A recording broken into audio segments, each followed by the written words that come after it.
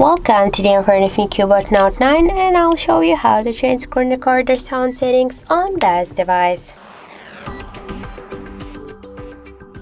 So first, to do that, we should open notification panel shortcuts, and somewhere here we should find the screen recorder feature. If you had on this icon here, don't worry, we should add it. Just to do that, we should click on this edit icon and scroll down to this down section with invisible icons.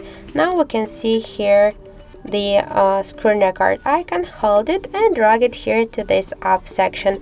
After that, just go back to save the changes, and now we can see here the screen record icon. Just hold for a while this icon, and now we can see here record audio section and switcher.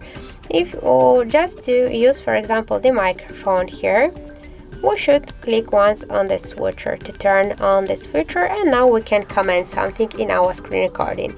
We can also use our device audio, so that can be our device sounds like music, calls, ringtones, and also we can use device audio and microphone together. If you want to just record only the mute video, you should just turn off the switcher, and that's it. So after that, you should just click here on the start button and just to start your recording. So that's it. Thank you for watching, and if you find this video helpful, don't forget to leave a like, comment and to subscribe our channel.